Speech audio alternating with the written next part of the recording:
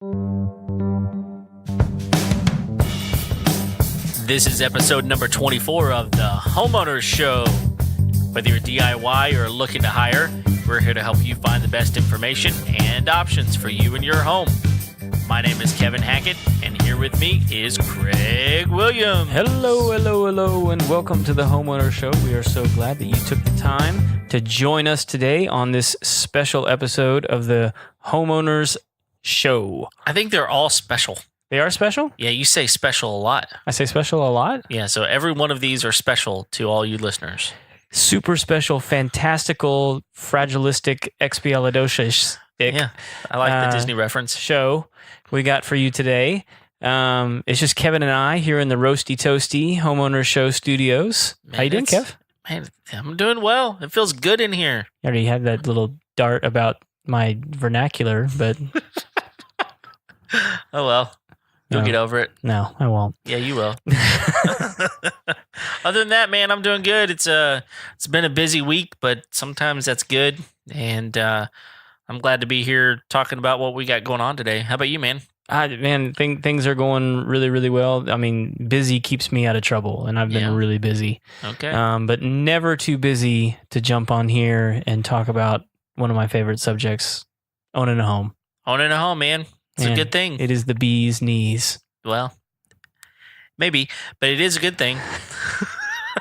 You got something against bees? No, I don't have anything against them or their knees. So, do you even know if they have knees? I don't think they do. You don't think they do? No. Okay.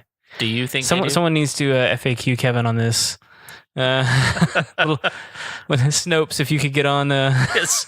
Yeah, please go with Kevin. Snopes. Kevin needs his own page on Snopes. Snopes has never been discredited. He's made some outlandish remarks and comments about bees, and he needs to be taken to task about it. There's a whole episode about bees. Yeah, we'll bring Julie back in and let her give you a good finger wagging. So, Oh, man. whether you're right or wrong, you've got it coming.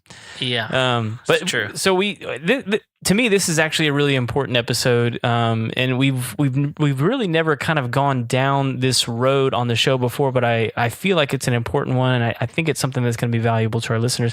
Occasionally, we're going to jump in on some home safety issues. Yeah. And we may occasionally bring in on a guest on this one, but this one we just kind of felt like. Not that there's not any good experts out here, but that we could handle it. We could do a little bit of research and just talk to our listeners about fire safety. And I'm thinking probably in August we're gonna probably do like a hurricane and an emergency evacuation episode. You know, like things that you can have to get ready to get out of your home and things that you can be prepared to do. I've even got some crazy stories about some hurricane evacuations that I've had to deal with. But today we're going to be talking about fire. Yeah. Fire in the house. And in the course of doing some research for this episode, I mean, there was some really interesting things that I didn't know and some surprising things that I found out about fire. Yeah.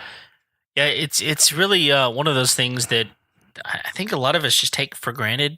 Yeah. That's probably not going to happen. Yeah. But you know, we shortly before we moved into the house we're in, the neighbor across the street, they'd been there for a long time. Their house burned to the ground. Yeah. And it happened from a lamp.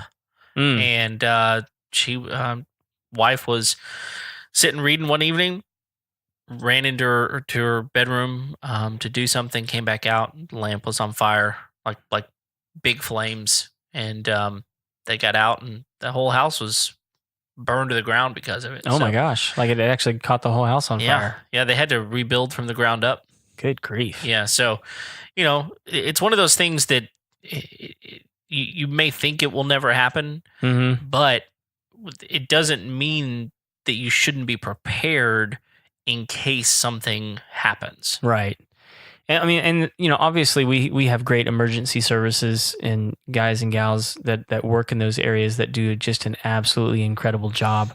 But you know, without communication and you know, just preparedness, those guys have a very small window to come in and address those kinds of things.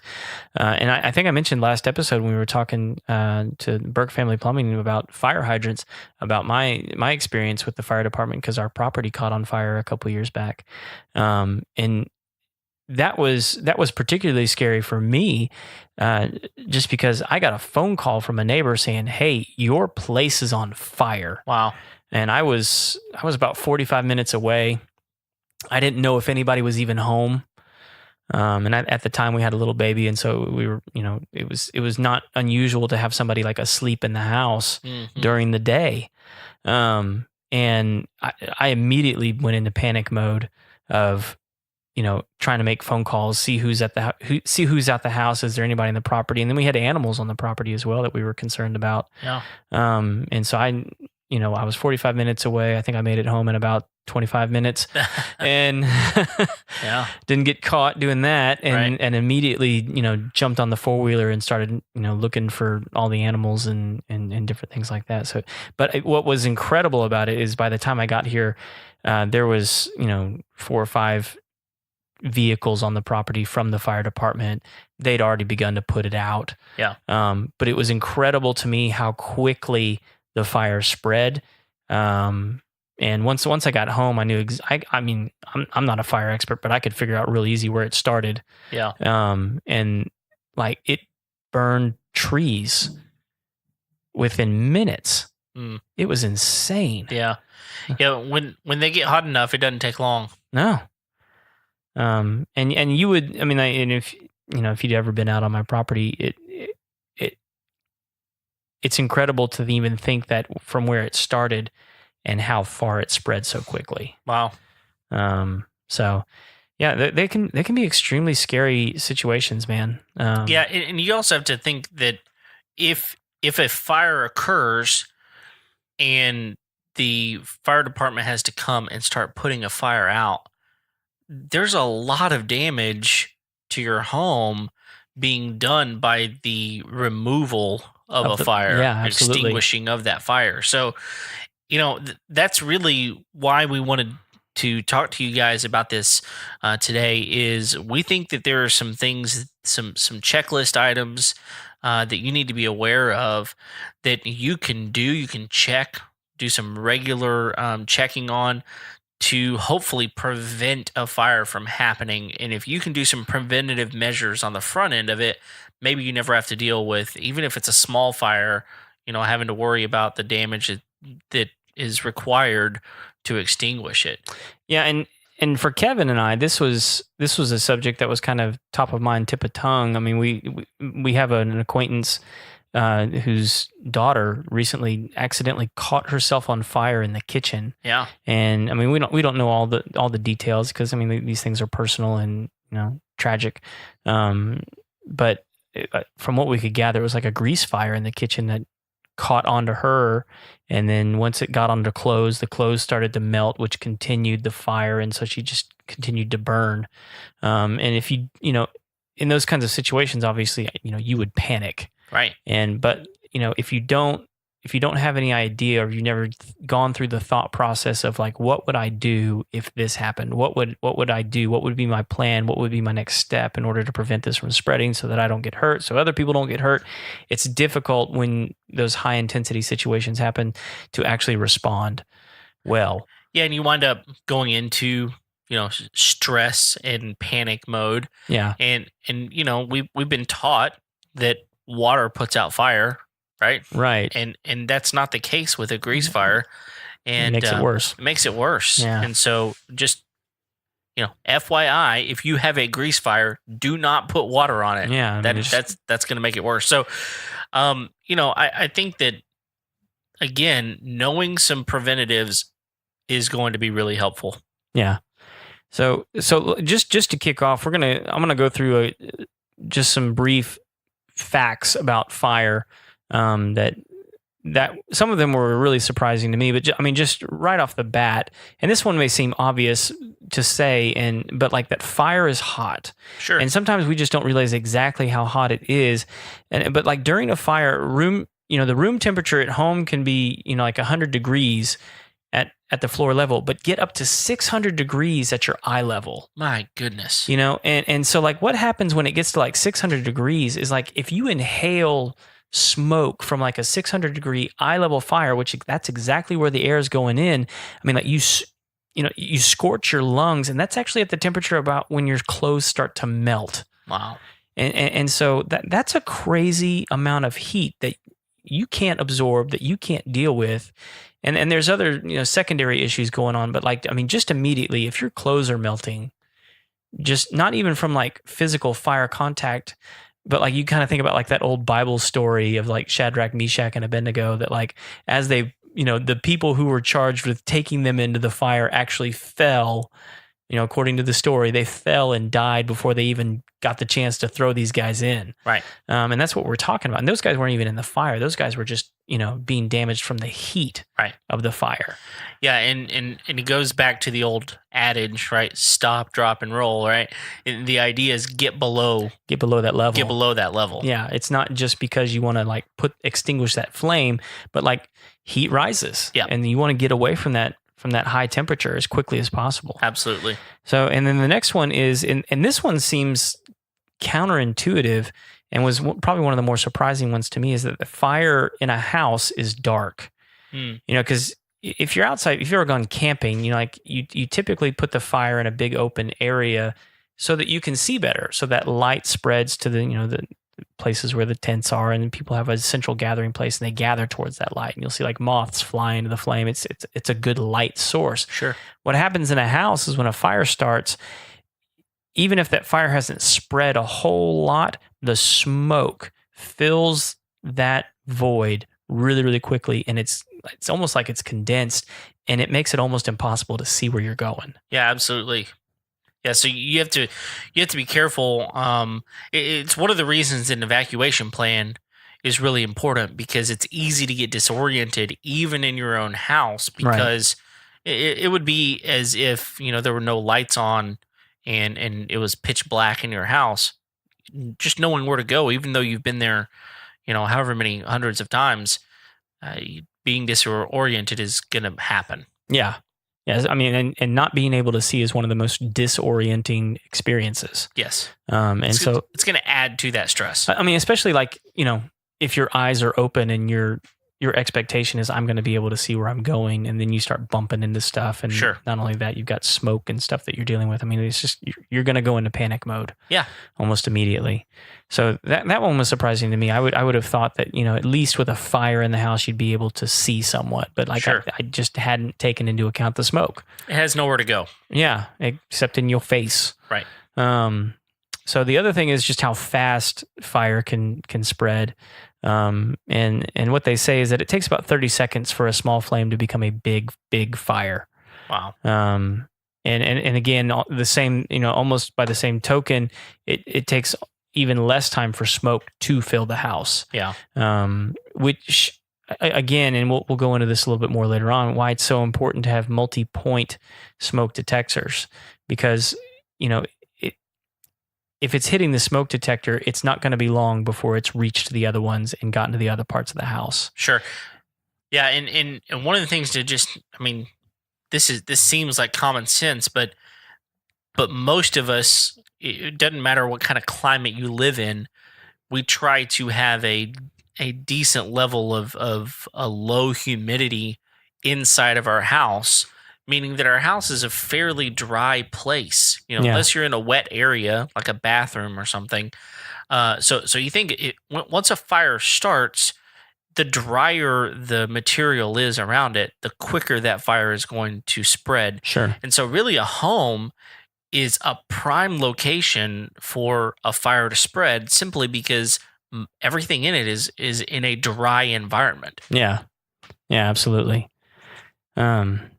Yeah, it's just scary stuff. Yeah. And so the last one here is, one is that it's a deadly situation, and not just because of the heat, not just because of the fire, not just because of, getting trapped, but in order for there to have fire, that fire has to be fueled. And what fire consumes is oxygen. And if it's consuming oxygen, it's outputting other things. And most of the things that a fire is outputting, either from the fuel that it's burning or just the natural output of fire, are gases and things that are deadly and disorienting to us. Yeah, and you need that oxygen. Yeah. And so that's one of the things that, one of the reasons you need to get out of your house, whenever a fire begins is because it's going to absorb that oxygen that you need to survive. So, and again, you wind up doing the only thing you can do, which is breathe. And Yeah. once you breathe, you're getting that smoke. And so it's just like this compounding problem. Yeah, and most of those things that you inhale from smoke and from fire cause disorientation and drowsiness. And so like not only do you have the lack of oxygen, which, messes with your brain and all kinds of bodily functions, but like you're also inhaling other things that are compounding those effects to your body. Sure. And so they actually say that like most of the time people don't die from the burns, they die from asphyxiation. Right. Quickly. Yeah. I mean, because that fire is drawing oxygen. We need to pull it out of you too. Sure. So it can just happen really, really quickly. Sure. Well, are you ready to talk about some checklist items? Absolutely. Okay.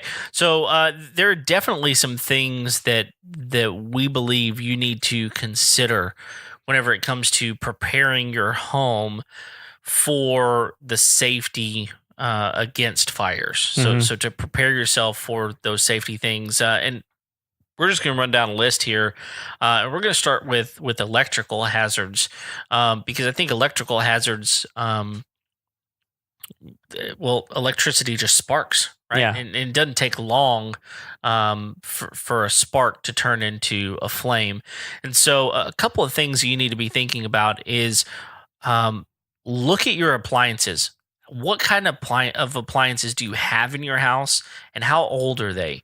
Have you checked them periodically to make sure they're in good operating condition? And one of the things that is a real big hazard is your dryer in your home. And a lot of people don't recognize how quickly a dryer can catch on fire, specifically from just not regularly cleaning out your lint trap. Yeah. And here's what's bizarre about that. On top of just cleaning out the trap, you may not realize that lint can actually get into other places of your dryer. Right. So every once in a while, maybe once a year, pull your dryer out, pull the back off of your dryer, which is very easy to do. This is not a difficult process. And just look, and most people will find another, at least handful easily of lint. Yeah. It's just down that your trap missed. Yeah. And I would even add, particularly if you're using like a natural gas dryer. I mean, because that's essentially using a flame source to ignite that burner to heat up that element. Yeah.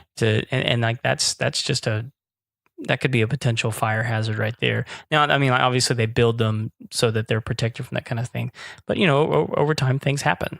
And I'm actually a stickler for the dryer vent, and the one within the dryer, obviously. I mean, that's the easy one to clean out. You pull out that little tray, you lick the tip of your finger, and off it comes. It's not difficult. Sure. And some people have a weird thing about the sensation you get when you touch it, because I don't know. They just don't like the way it feels. Sure. I say get over it and get the lint out of there. Where I find people not checking this out is on the exterior of their home. Where that vent actually exits the building. Sure. A lot of lint gets trapped in those flaps. Okay. And sometimes people just have like a big opening right there. And I mean, even then, if you get up there and look at it, you'll see lint all around the inside of that pipe. Yeah. But when you have these, they're basically like trap doors that open as air comes out of the dryer. Yeah. To let it get out, but they catch lint. Yeah. And it's real easy to spot that when people haven't been doing some regular home maintenance and looking at that kind of stuff. I mean, it can get caked with lint, especially when it's exposed to like moisture, and it just becomes like this really bad hazard on the outside of the house. Yeah. And the flap is a good thing because it prevents animals from getting in your inside your dryer, right? So that's a good thing. However, just checking these things, and again, this doesn't necessarily have to be something that you do all the time, but if you're outside and near that area, just take a look at it. Yeah. I mean, this isn't something you have to inspect every single little detail. Sure. But just kind of be aware of these sorts of things, Yeah. right? And they can be inconvenient sometimes, because sometimes people have like a laundry room on the second floor, Sure. and the builders tend to put those vents up a little bit higher, so they're not isn't necessarily as accessible to everybody who's height challenged. What are you saying, Craig? Get a ladder. That's what I'm saying. Okay.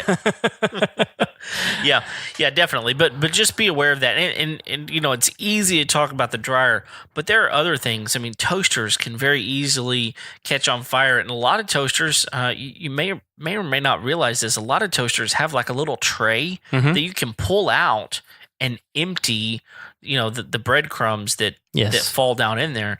And if not, just turn it over and shake it out every once in a while, right? So these types of things, and understand too, especially if you have a gas range, Mhm. be careful about the things that are around that. Yeah, I mean, absolutely. It does not take long for a flame to catch on to something else. So just make sure. A lot of people will put, you know, paper towels Mhm. near those areas for, you know, To obvious clean or to wipe up stuff. Yeah. obvious reasons, but make sure it's a safe distance away. These are just, you know, kind of common sense things, but it's something for you to look at, because it doesn't take long before something accidentally gets there or happens that, you know, just kind of be aware of. Another thing is, be careful about extension cords. Extension cords are great for what they are, because let's face it, a lot of times we need something plugged in. Everything we have these days runs off of electricity, and maybe you don't have an outlet where you need it, so you run an extension cord. A lot of people will even run an extension cord underneath a rug. Right. This is a big no-no. Mhm. Do not run extension cords underneath rugs, because, again, you're putting an electrical item underneath a very combustible item. Right. So just be careful about that. And on top of that, if you do have cords that are connected to each other, they need to be a similar gauge wiring. Right. So that if you don't know what that means, basically, wiring has what's called a gauge, which is a thickness. Right. And if you've got an undergauged wire connected to a higher gauge wire, then you have a potential for electricity loss or sparking, those sorts of things. So, And it's pretty easy to tell when you have those things mismatched, because you'll feel that wire getting hot. yeah, you will. Yeah, and especially, man, if you ever do something where you connect something and it feels warm, disconnect it immediately. I had something one day. I had taken the battery off of the house battery off of my camper, Mhm. and when I went to go put it back, I accidentally switched the poles. Ooh. And I put it on, and, you know, no big deal. I mean, it didn't like blow up whenever you do that, but immediately that wire got hot. Yeah. And when that happened, I was like, I did something wrong. So just immediately, if you feel anything warm, take it off, because it is not going to take long before that thing catches on fire for Yeah, sure. absolutely. So, Yeah, and then there's the liquids in the house. We all keep cleaning agents, paints, gasoline, adhesives, and like you're like, I don't keep gasoline in my house. Well, if you have an attached garage and you have mowing equipment in that garage, if that's not electric, which most people don't, Right. then you probably are storing gasoline in your house. Yeah. Not only that, I mean, there's if you just look underneath your sink and you start turning some of these cleaning agents around and actually looking at the labels, you'll see pretty clearly that a lot of them are marked flammable. Right. A lot of cleaning agents even have things like alcohol in them. Yep. That are, you know, obviously very combustible. If you do keep any high class booze in the cabinet, that stuff's extremely combustible. Sure it is. And then a lot of people don't realize that, like, things like super glue, very flammable. You know, anything with an aerosol is typically pretty flammable. You start thinking about things like hairspray, which can be fun to kill spiders. Oh yeah. But yeah, it's just good to be aware of where these things are at and where they're stored, and that they are stored properly. Yeah. Most things that are flammable, if you'll read the labels on these things, and the labels are there for a reason. They're there for you to understand what you're dealing with and what's the proper way to store these things, what not to store them next to, what not to mix them with. Sure. These are all important things because you can cause combustion by mixing the wrong two chemicals together. It's pretty uncommon for like household items, but it is possible. Yeah, and that kind of leads us into another category here of housekeeping, and simple things like making sure your liquids are stored in a safe environment, right? And like you said, knowing what's flammable and what's not. Paint can be a problem as well. Yep. Anything that is oily, so things like Goo Gone, like some people keep that stuff around, which is good. It's a good product. It's a good product, but it's going to be flammable. And so make sure that those are away from heat sources. So, for example, say you've got a laundry room, that's a good place for a lot of people in their minds to keep liquids for cleaning. Yeah. However, if you've got a dryer and you put those things directly above your dryer, if your dryer overheats, those things could heat up and could combust. So just be careful about those. Well, even now, man, I mean, like with those front end loader washer and dryers, they make those drawer units that go underneath them specifically for that purpose, for people to store cleaning supplies and things right underneath there. Right. You just got to be extremely careful. And on top of that, realize that little things like taking your garbage out regularly is a good practice just for hygiene, right? Yep. But it's a good process for keeping you safe from hazardous things like flammable items. Same thing with garages. A lot of times there's chemicals in there, whether it's fertilizers or some people keep pesticides in there. A gas can. Yeah. Right. You put a gas can in there. Lots of things that you just need to be careful about. Make sure you're aware where those things are in relation to things that are combustible for sure. Yeah, and while we'll kind of go back to some of the statistics later, because one of the things that I think surprised both of us is that the bedroom is actually one of the more places prone to fire starting. Yeah, but a lot of times the place where you're at the risk to do a lot of these things is the kitchen. Yes, and doing some cooking, whether it's in the kitchen and a barbecue grill that's like next to the house, usually in the garage or on a patio or something like that.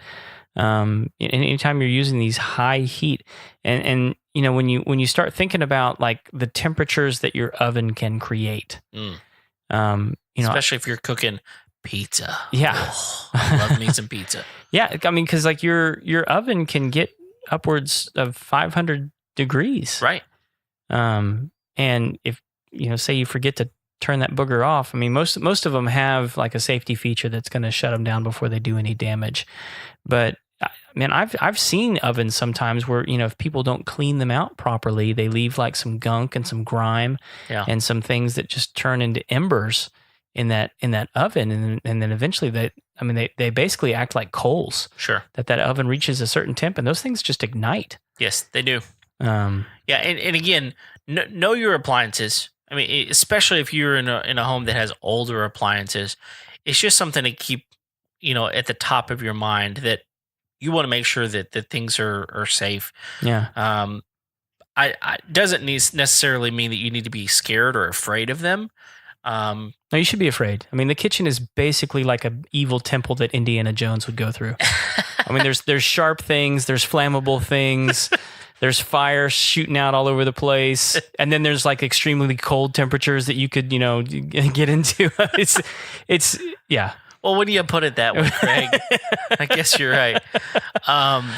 But yeah, some other things related to cooking or things like that. A lot of people have fireplaces in their home, which are fine. That's good. It's a good way to heat your home. But make sure you've got a screen in front of it, because especially if it's a natural burning fire, not a gas fire, because a spark can pop out into your floor if you've got carpet in that area. man, you've just got an accident waiting to happen. So make sure your filters for your forced heating and air units are cleaned, and that they are, if you've got a filter that needs to just replaced, that those need to be replaced regularly. Mhm. Typically every 2 to 3 months Yeah. is the best way to do that. Put it on a schedule, put it in your phone, on a calendar, as a reminder. One of the things, going back to an earlier episode that we did on the Ecobee thermostat, you can actually set some of these smart thermostats to alert you when it's time to change filters. Yeah. So utilize those features if you've got smart devices, to make sure that you're taking care of that. Yeah, you can even like voice command these reminders, like, "Hey, remind me to do this every 2 months." Exactly. And I mean, like, these devices have become so intuitive and smart. They can do that. Yeah, absolutely. So take advantage of it. Yeah, and back to the fireplace real quick.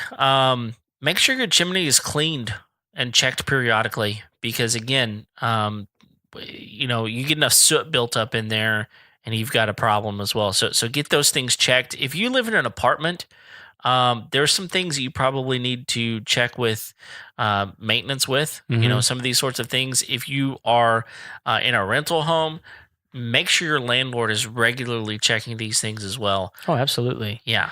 I mean, and to kind of piggyback on what you're saying about with apartments, I mean, and we don't want to like disparage any like company or organization, but like, like apartments in general are not usually known for their well-maintained facilities. Yeah. And just because, I mean, like they're a burden on the bottom line. And so, it's good if you're going to move into a space like that to, I mean, not rely on the idea that someone else has checked this stuff out, but I mean, go test those smoke detectors. Right.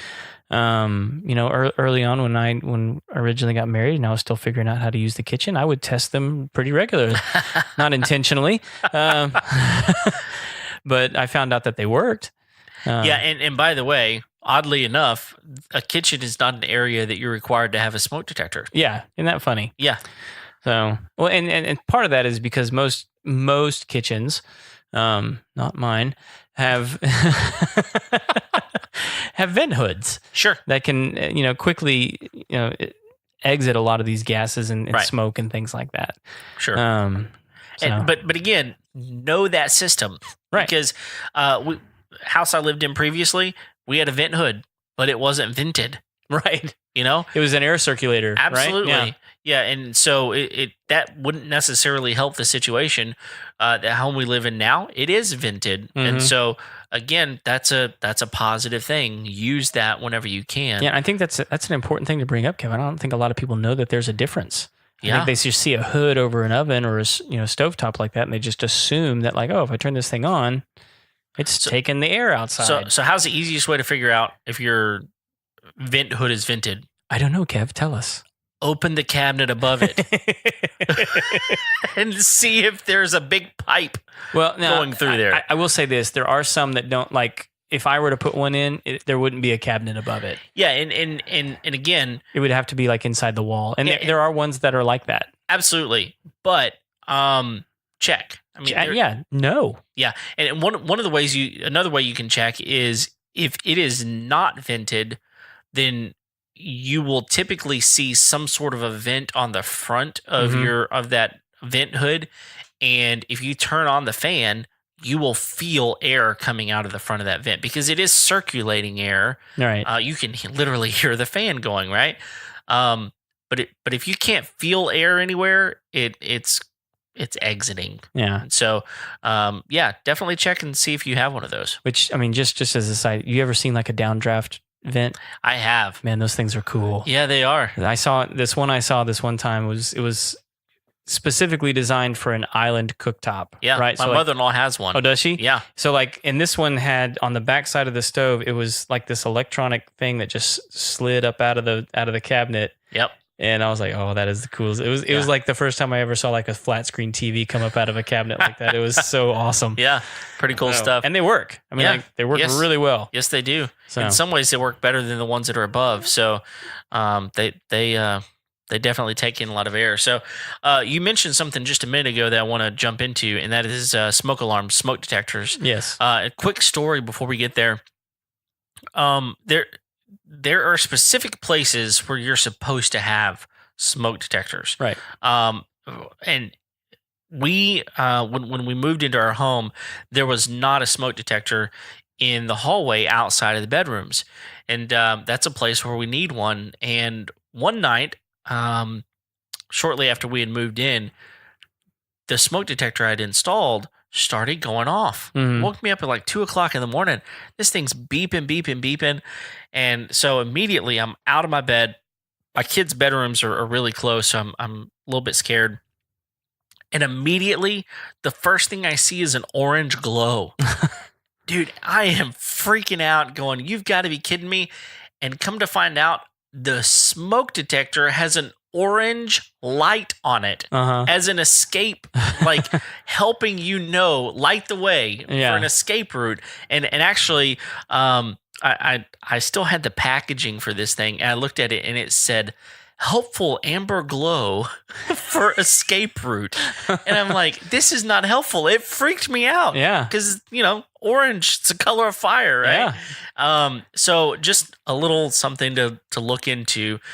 If there's escape lights, check to make sure they're not orange, because you can freak yourself out pretty easily. Yeah. But there needs to be a smoke detector outside every sleeping area or every bedroom on every floor. Yeah. So if you don't have that, listen, smoke detectors are inexpensive. Yes. And you can buy 2-packs, you can buy 4-packs, you can buy 8-packs. Buy them in bulk. They're cheaper that way. Mm-hmm. But buying these things are going to be a lot cheaper than losing some valuable things. Yeah. Especially your life, right? Absolutely. So make sure you have this. The other thing is test them every month. And again, use the reminder on your devices, your cell phone, to set a reminder, say, I need to go push the button, make sure this thing works. Yeah. There's nothing helpful about a smoke detector that doesn't work. And along with that, you need to change the batteries in those things at least every year. However, a good rule of thumb that I learned a long time ago was to change the battery in your smoke detectors every time the time changes. So Mhm. twice a year, whether you fall back or spring forward, when the time changes, unless you live in a place like Arizona where the time doesn't change the batteries in your detectors at that time. If they are ones that require battery changes. There are some new ones now that I think they're rated for like 5 or 10 years. Yeah, or most of them something. are 10 years. And they're a little bit pricier, but Yeah. I mean, you think 10 years. I mean, but after 10 years, are you going to remember to? Yeah, and we actually went with a completely different system that they're wireless devices, and some of these are wired through your home, which are really good, by the way. But if you don't have a wired system, and you don't want to spend the money on a wired system, then these wireless ones are really good. But we found some that are connected via a voice that will tell you where the fire is coming from, and they're Okay. connected to all the other devices, and this happens wirelessly. Okay. Now there's a little bit of setup involved, but what's really cool is it will say something like fire in the bedroom, Mm-hmm. and you can set which bedroom it is. Fire in the master bedroom, fire in Okay. the kids' bedroom. And if you're in the living area, maybe that's a long way away from your bedroom, the living area smoke detector will also say fire in the bedroom, evacuate. Okay. And vice versa. If you're living there in the living area, it will say the same, whatever room you're in. So there are options in there because, for example, if there's a fire in my bedroom area, I don't want to go back there Right. if I'm not there already. So it kind of helps me know where to go and how to position myself to keep myself in a safe place. Yeah, we probably ought to do a deep dive on a couple of those just Yeah. to kind of talk about cost difference and some of the features, because that sounds like some cool stuff that I think people would want to hear a little bit more about. Sure. And by the way, there's smart ones. Yeah, there are. I mean, you can spend quite a bit of money on Sure. on smart devices for smoke detectors, and I think they even do like combine like smoke and carbon monoxide Yeah, they do. detection and all. There's all kinds of interesting stuff out there that you can get now. Yeah, we need to get into some of that. Yeah, but I don't want to leave some of the safety stuff before we talk about things like space heaters and fireplaces. Yeah. And these are things that even I use in my home. I mean, that's anything from like a radiator, natural gas fireplaces. And we're back. Or this lovely propane heater that's keeping us roasty toasty here in the Homeowner Show studios. I'm thankful for it now. It's very nice. But these are obviously fire hazards. Sure. And like even on like our radiator that we use downstairs in our house, and we use it particularly for the bathroom. I don't know. There's just one part of the house. It's like connected to the stairwell with the bathroom and all this kind of. It gets extra cold in that part of the house, and so we have a radiator for the bathroom during the cold season. And if you look on there are warning labels for things like don't throw clothes on the top of the radiator. Which, to me, I always look at warnings and go, the warning's there because somebody did that. Yeah. And caused a fire. And of course. Yeah. And so, but like, while it seems so obvious, it also seems so casual for something shaped like that to throw a towel over the top of it. Or someone was like, I'm going to get in the shower, and when I get out, I'm going to have a warm towel. I can see someone going through that thought process of like, ooh, this will be nice. And then forget, I left that towel on top of the radiator, and it just sits there and continues to heat and heat and heat and heat. And then things like our lovely propane fireplace here, it would be very irresponsible for us to finish this show, close up shop, turn the lights off, and walk off with that thing still ignited. Sure. I mean, because that's just a fire waiting to happen. Yeah. But people do that. And, but it's just good to be aware. I've done it, not on purpose. It's just got busy and forgot about what was going on and just let the propane run out. Yeah. And won't ever do it again. Right. Scared the bejesus of me when I came home. I was like, oh my gosh. But yeah, I mean, like these are things, if you're going to have them on, and this goes for like other things, like, I will occasionally, not because of me, find a hair straightener left on in the bathroom. Yeah. And, it's just little things like that like when big things happen and you have to go back and figure out why, you don't want it to be because you were in such a hurry to do something unimportant. Right.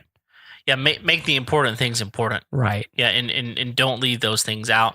And that kind of leads us into the next part of this, I think, Craig, which is making sure you have a fire escape plan. Yes.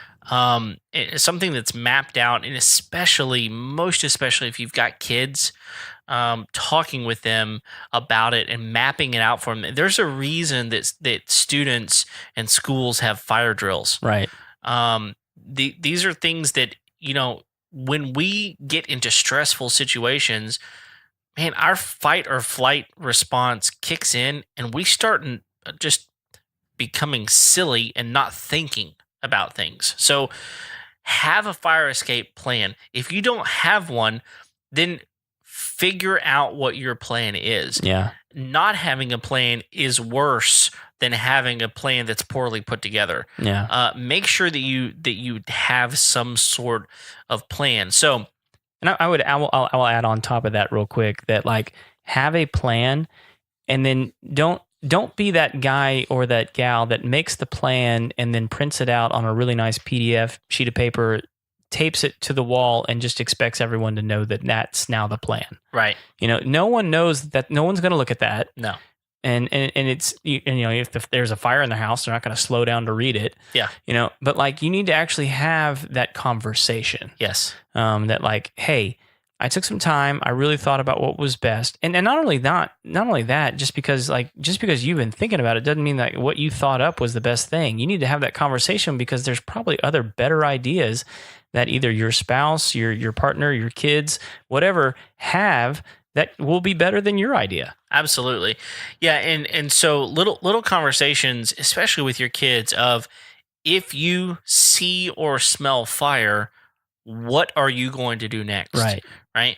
And so, having those conversations is really, really important. And helping your kids know where the exits are. Right. And understand that, that sounds a little silly because it's like, well, they know where the doors are in my house. They know where the front yard is and the backyard is. But what if they can't get out a door? Do your windows open? Mm-hmm. And have you opened them recently? Yeah. Can you open them? Absolutely. Are your kids able to open them? I would suggest that if you have, windows, especially if it's on a first floor, if you have windows in your kid's bedroom that can open, make sure that they are available to be opened. Yeah. Now I understand. I mean, trust me. I've worked with teenagers for a long time. This whole idea of them sneaking out, obviously, something you want to be careful of, right? You don't want your kids sneaking out at the night. However, you also don't want them trapped inside their room. Right. And if all else fails, tell your kid it's okay to break a window. Yeah. In order to get out of it. You're not going to get in trouble if you break a window, if there's a fire, to get out. Right? Yeah. And you and I were talking a little bit before the show because these are, pretty candid conversations we've had to have with our kids. Because as comes up many times, our house is a little unique. And our kids are on the second floor and there's really only one way out. Yeah. That's a standard exit, and that's the stairway. Yeah. That goes to the front door. And so we've had to have the conversation with them that, like, look, if for some reason there's a fire on the stairway, you guys are going to need another way out of this house, and you're going to need a way out quick.